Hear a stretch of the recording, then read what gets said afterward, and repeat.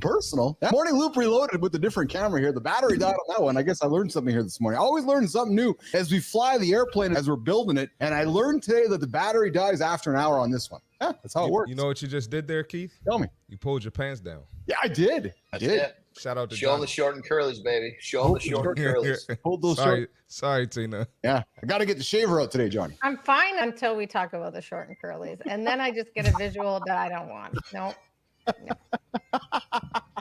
You're hanging out with Keith. That's me. You're hanging out with Marty. That's the guy over there. He's wearing that green shirt. He's the handsome dude there with the red headset on. That's Marty. He's got an awesome mom. We're going to get his mom on the show one day. She's just crushing life underneath the guise of... You're going to love my mom. I suspect we are. And that guy drinking that coffee, that's John Anderson. Yeah, that's Johnny. He stumbled onto the show a few months back with me and Marty, and we haven't been able to get rid of him ever since. So he just hangs out with us as well. And then, of course, we got producer Flynn over there, and she's the one dropping these nuggets and making us young men better every single day. And that guy over there pressing the buttons, I just ignore him. His name's Jimmy. He just sits there and presses buttons and makes literally everything happen. That's it. He makes everything happen. So if the show's not working, we just blame it on Jimmy. Just blame it on him, and we're all out of seat. Which is when people don't realize it's because of Jimmy as well. That's right. That's right. Hey, team. So I got a question for you. Is there a connection? Is there a connection between emotional intelligence and happiness? Does EQ really help us be happier, especially as we start our days in the morning? And here's the answer. Absolutely it does. And it's been proven. According to literature and some scientific research, happiness has both a cognitive and emotional side. And nation, as you're starting your day today, whether you're choosing, right, Johnny? Whether you're choosing to be happy or choosing to not be happy, it's going to matter on how you're going to get through your day today. And if you're in a leadership role, it's truly going to matter how your EQ relates to the rest of your day. But let's talk about this whole thing.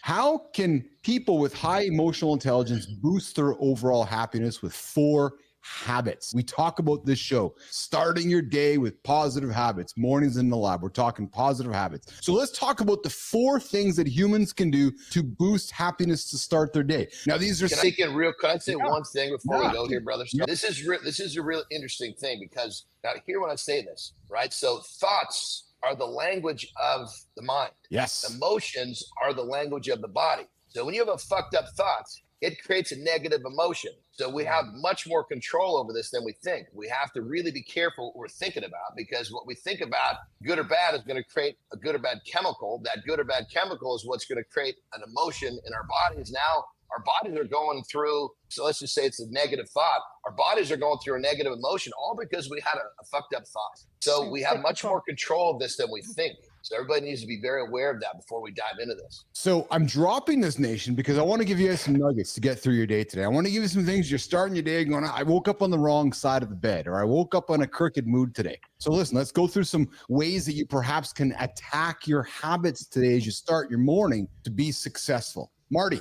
eliminate the tendency to react impulsively. So often we react when faced with an emotionally charged situation. The key is we react. When triggered to react, we learn from the models of high EQ that we first need to reflect on what's pushing our buttons and choose to keep calm. Marty, talk about eliminating the tendency to react impulsively, because I know Johnny's got one to lean into because he talks about this often. But talk about this whole idea of don't react impulsively. Marty, how have you learned not to react impulsively? This is why you have your morning routine. No, but seriously though, that's why you have your morning routine. So for me specifically, when I wake up and do my stretches and my yoga every morning, it puts me in a mind state. So now I'm responding instead of reacting. I get a lot of bullshit throughout my day, every day. And as a professional, you can't just react. Somebody might come to me with a certain tone or tell me my plan didn't work. I can't just react emotionally and be like, no, you're not following directions. I got to respond in a mature, professional way, definitely. So the morning routine has a lot to do with that. Yes. Johnny, coming at you this one, brother. Yeah, I'm just going to say what really helped me get a grip on this one, because as humans, we're reactors. It's easy for us to react. It's the way the brain's wired. But so and in the world we live in now, when I was learning to do this, social media didn't exist. So it's a bigger challenge now, because you got people in person, you got people on social media, you got people on TV. But think like this. When you react to somebody, because usually that's what's happening, you're reacting to another person somehow, some way. You're giving that person the power of changing and altering your day. I personally don't give anyone the ability to get control of my day. I choose if I'm fucked up. That person over there, he can say, you're a fucking cocksucker. And I'll say, you're probably right. Then it releases and I'm done. I'm over. Someone could say, you know what? 6 + 6 is a 5.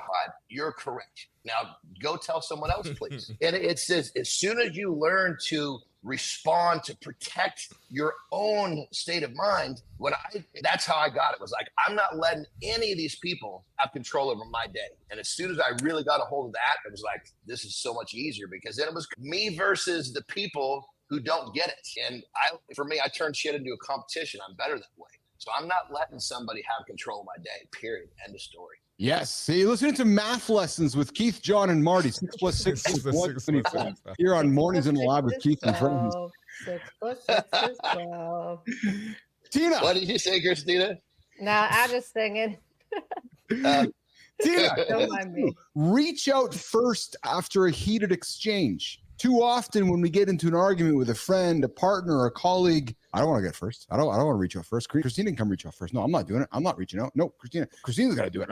I'm not being humble. No, I'm turning my back. Hold on a second here. Reach out first after that heated exchange. Put your emotional intelligence on the table and be the first one to increase that happiness. Christina, lean into that whole idea about reaching out first after a heated exchange and the magic of that situation. Our default mode is ego. Always someone else's fault. It's always someone else's fault. When you learn, and when I learned, immediately go to, this is you. Something you have done, something that has triggered you, has put you in this situation. What they're feeling is super valid. I can't understand that. So for me, it's always about what got me in this situation in the first part, reflecting on it, saying, what the fuck is happening here that is pressing my buttons, that it's making me react, and then calling it what it is. The number of times that I could have taken an argument with my wife from to here, oh my, we all know it, right? And you're heated. And versus just saying, I'm sorry, how can we get through this? I want to better understand how you're feeling.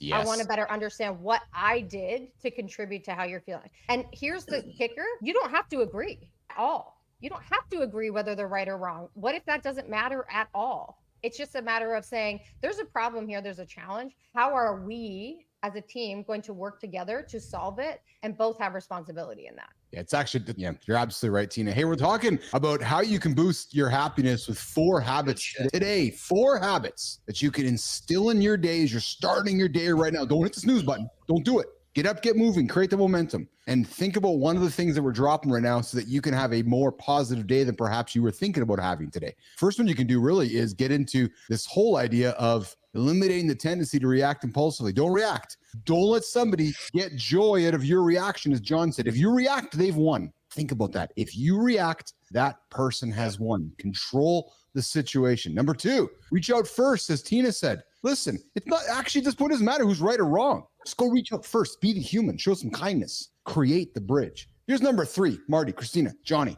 Show some gratitude, right? Gratitude is one of the most powerful things that we can embrace and show to yourself and to the other person. If you're going through a situation, be grateful for yourself and then be grateful for the human you're talking to. That is probably going to alleviate much of the situation and probably bring some happiness to your habits. Number 4, guys, this is a great one. Sneak in one little thing right there, brother. Everybody needs to understand the human brain doesn't have the capability to feel anxiety and gratitude at the same time. So you have control of getting rid of that feeling that's got you all fucked up and bringing in a feeling that's going to make you feel more grounded and ready to move forward with whatever situation has got you on edge. So you have control just by your thoughts. Yes. And Nation, I'm going to invite you all to think about what I'm going to say next. When I talk about Business Athlete Nation, perhaps I'm talking as much about the nation at large. In the next 10 days, there's going to be some political decisiveness happening in the United States of America.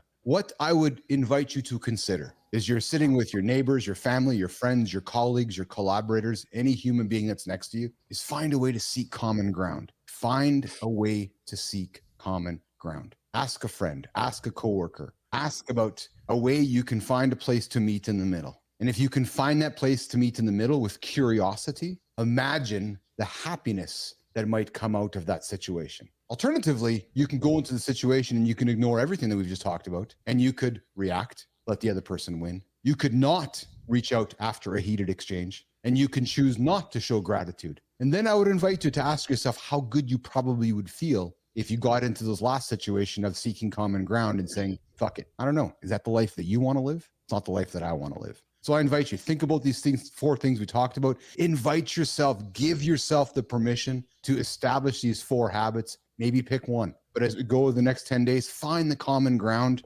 please. I think it's probably in best interest of all of us in humanity is just to find a way towards some common ground. It's such a hurdle for some people, man. It is. Yeah. It absolutely is. And we're taught the opposite. That's why we're socialized the opposite. We're not taught find common ground. We're taught you're right. Own it. Strong about it. Be stubborn about it. Because if you think you're right, you've got to be right. So true. It's true. And as we talked about at the beginning of the show, and I talked about it in the morning loop, we saw the Republican convention yesterday and the power of words. Right? The power of words can convince people to do a lot of different things. But I invite you, again, I go back to repeating myself, find common ground, show gratitude, reach out after a heated exchange, and try not to react. If you react, you're already losing. On that level, 2 people that have very different opinions that understand that they don't agree with each other can still be cordial. Yes. Still be kind to each other. You can still do all the things that a good human being could do, irregardless. Their opinions are completely ass backwards. So that right there is something that people need to get a grip on. We don't all have to agree to get along. That's right. It's absolutely right. Real quick, just because we talked about politics, I'm not going to talk about politics. I'm hearing stories of people like blocking someone or just cutting off all ties because of the political disagreement. I just think that's so childish. Yes. And, it would just be, I would love for people to get past this. I'm only 31, so I don't know if it was always like this. I've only been through a couple of elections, but it's so childish to me. I can't see myself, dealing with people like that as I get older. So. Yeah. Well said, Marty. Well said.